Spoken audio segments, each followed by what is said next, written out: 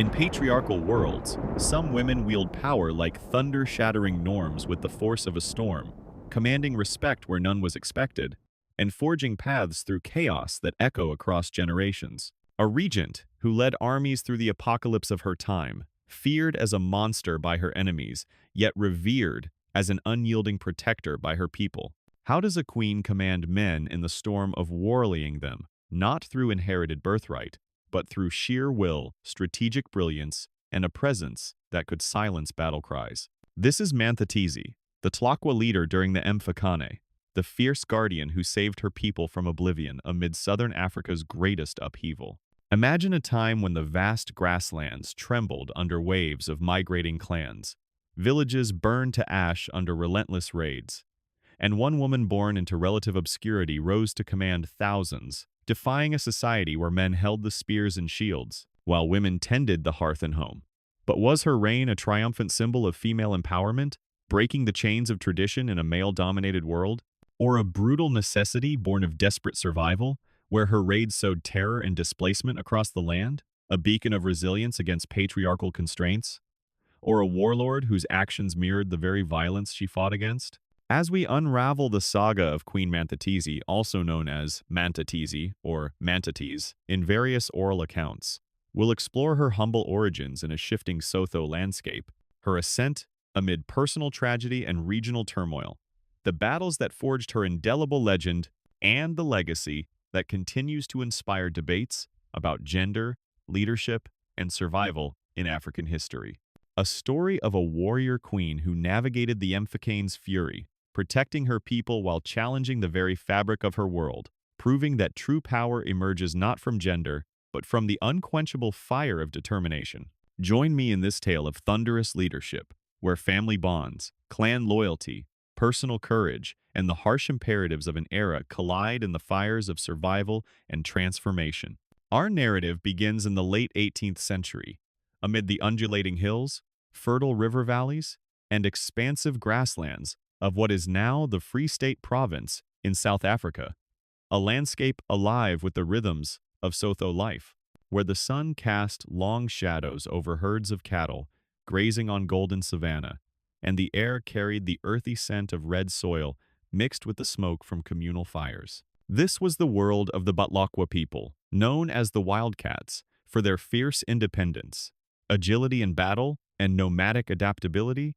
A Sotho Tswana clan, nestled among others in the Caledon River Valley, navigating a complex web of alliances, rivalries, and seasonal migrations. Driven by the search for water and pasture, society was patriarchal to its core. Men led as chiefs and warriors, making decisions in councils under the stars or in open assemblies where elders debated with the wisdom of ancestors, their voices rising like the wind through acacia thorns. Women, while integral to the clan's survival, managed homes, bore children, tended fields of sorghum and maize, and wove the social fabric through marriages that sealed pacts between families, their roles defined by customs that emphasized harmony and continuity. But fate has a way of upending even the most rigid traditions, and around 1,781 to 1,784 accounts vary slightly due to the oral nature of Sotho history.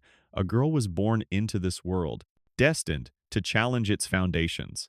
Her name was Manthatisi, daughter of Mothaha, a minor chief in the Sithole lineage closely related to the Batlokwa, in what later became the Harrismith district. Little is known of her early years beyond the fragments preserved in oral histories, passed down through generations by griots and elders around flickering fires, but they paint a picture of a spirited child growing up amid the clan's seasonal migrations, learning the arts of survival in a land where droughts could wither crops overnight, turning bountiful valleys into barren wastelands, and where rival tribes lurked like shadows on the horizon, ready to raid for cattle, the ultimate symbol of wealth and status.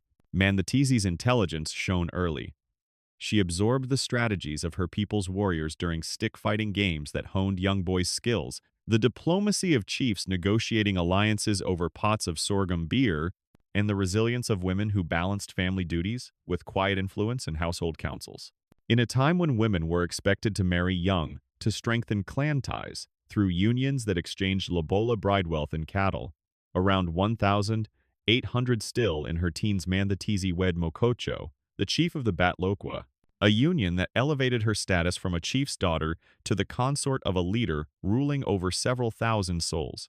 Mokojo, a respected figure known for his wisdom, strength, and ability to navigate inter-clan disputes, led a clan that thrived on cattle herding along the Caledon River, agriculture in the rich valleys, where women like Manthatisi oversaw the planting and harvesting, and occasional raids to assert dominance or acquire resources. But the marriage was more than a political alliance. It produced children, including a son, Mfecane, born around 1804, who would become the focal point of her life's work, and possibly daughters, though records are sparse in the oral traditions that prioritize male lineages. As the chief's wife, Manthatisi supported her husband by managing the royal kraal, a circular enclosure of thatched huts surrounded by thorn fences, overseeing food stores to ensure the clan survived lean seasons, organizing ceremonies that invoked ancestors for blessings, and ensuring the clan's women contributed to communal strength through weaving, pottery, and child-rearing. Her role, typical for a chief's consort, involved subtle influence, advising on matters of the heart and hearth, but it also positioned her to observe the intricacies of leadership, from mediating disputes among warriors to negotiating with neighboring clans like the Bezia or Mfecane. Yet, tragedy struck in 1813 when Mokocho died, possibly in a skirmish with neighboring clans over grazing rights or from illness exacerbated by the region's harsh conditions.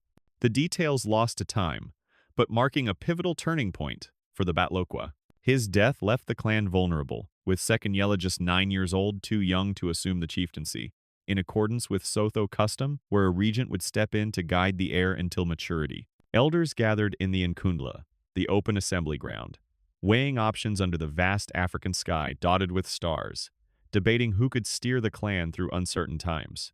In a patriarchal system where power rarely passed to women, preferring uncles or senior males, Manthatisi defied the odds with her formidable presence, sharp intellect, and perhaps the support of loyal warriors who had witnessed her counsel Mokocho during his reign. She claimed the regency, becoming Moshu Shu Oa Batlokwa the Queen, regent, a title that thrust her into absolute leadership at a time when southern Africa teetered on the brink of catastrophe. The Mfecane, known as Difaqane among the Sotho, was brewing a period of wars, migrations, and upheaval, from 1815 to 1840, sparked by Shaka Zulu's expansions to the east that displaced Guni clans, compounded by crippling droughts that turned rivers to dust and crops to failure, population pressures that strained limited resources, and trade rivalries introducing firearms from European ports like Delagoa Bay, turning traditional raids into deadly escalations. For the Batlokwa, positioned in the Caledon Valley, a strategic crossroads of rivers and pastures, this meant survival hung by a thread, with rivals like the Zulu Impis advancing from Natal, Nguni groups fleeing Shaka's wrath and bringing violence with them, and emerging threats from Tswana clans to the west, or Griqua raiders armed with modern weapons. Manthatisi faced a stark choice: submit to the encroaching chaos, watch her people scatter or perish in the famine-stricken lands, or lead them through it with unyielding resolve, transforming from consort to commander. She chose the latter, rallying her warriors, not as a figurehead, but as a true leader, in a society where women rarely held military power, breaking barriers that had stood for generations. Oral accounts describe her as tall and imposing, with a voice that carried like a lion's roar across the valleys, inspiring fear in enemies and loyalty in her people. Rumors, spread by terrified foes to demonize her, painted her as a one-eyed giant, a cannibal devouring entire clans, or even a witch, commanding supernatural forces. Propaganda designed to terrify opponents and justify resistance, much like European accounts that later exaggerated her to fit colonial narratives of savage Africa. But in truth, she was a master strategist and protector. Her first moves as regent focused on consolidating the Batlokwa amid the early ripples of the Mfecane. Around 1820, as Shaka Zulu began their conquests, waves of refugees and raiders swept the Highveld, bringing famine and conflict.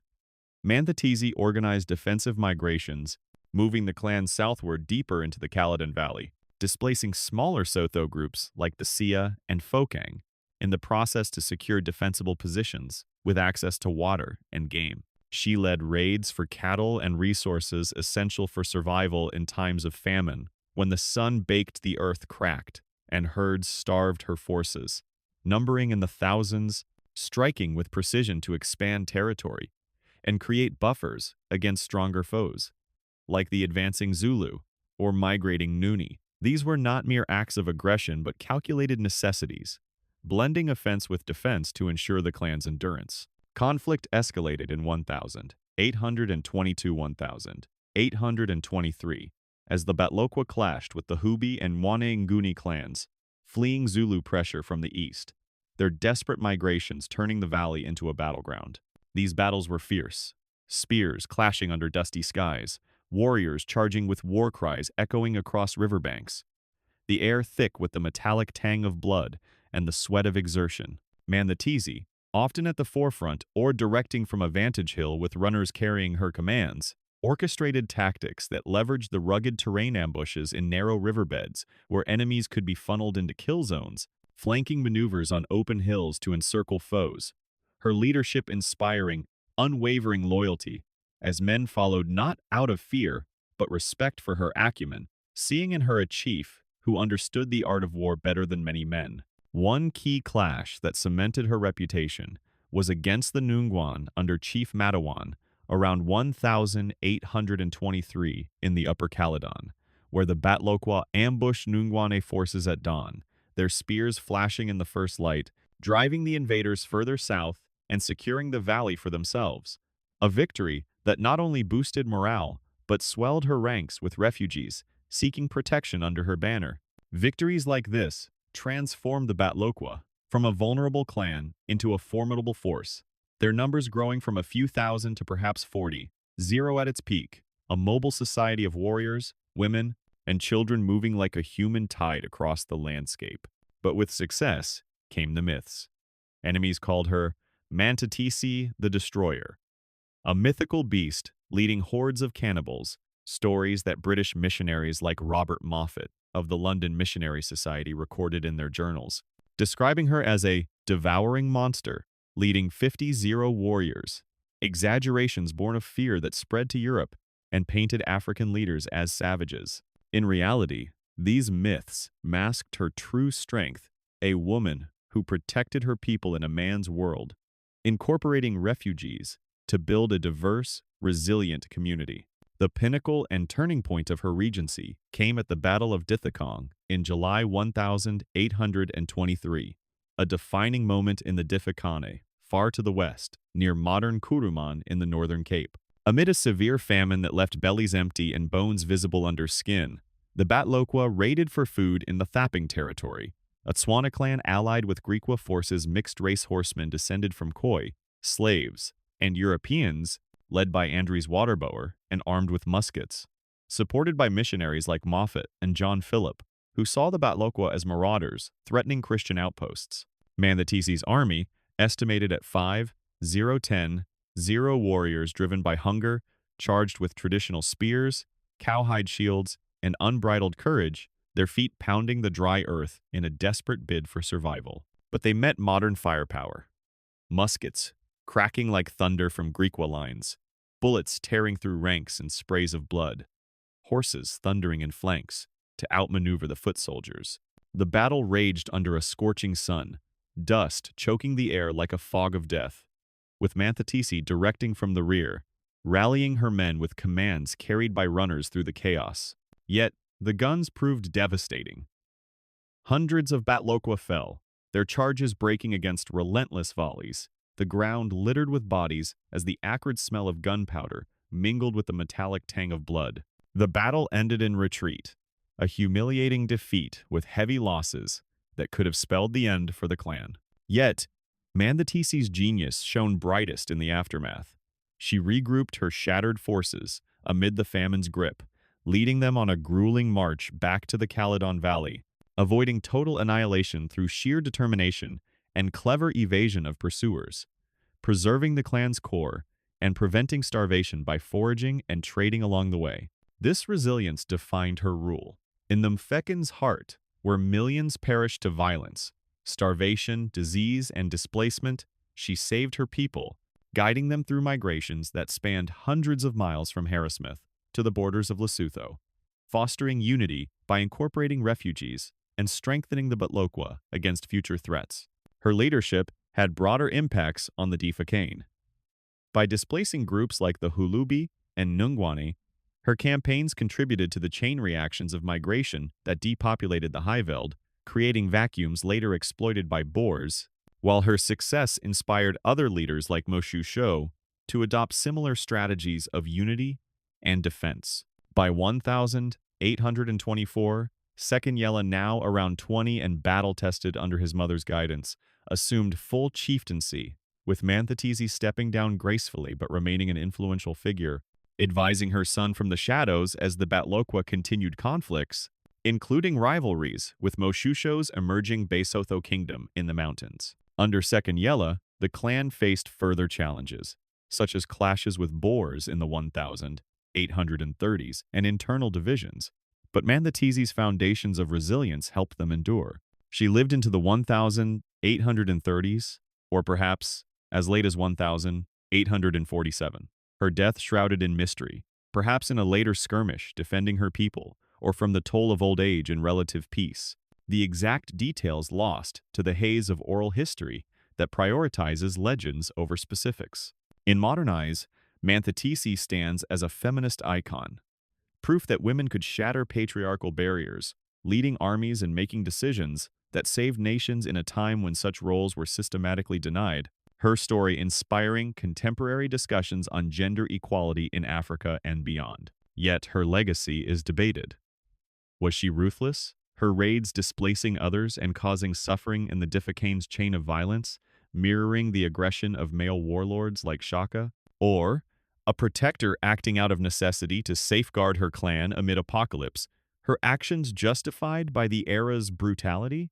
Historians like Jeff Paris note the myths around her, with European accounts exaggerating her to fit colonial narratives of savage Africa, while African scholars celebrate her as a trailblazer, a symbol of pre-colonial female power that challenges Western-centric views of history. In South Africa today, her story inspires literature, art, and women's rights movements, with figures like her featured in educational curricula to highlight indigenous leadership and even naval vessels named after her, like the SAS Manthatisi submarine, honoring her as a warrior queen. Manthatisi's tale reminds us that power transcends gender in the storms of history.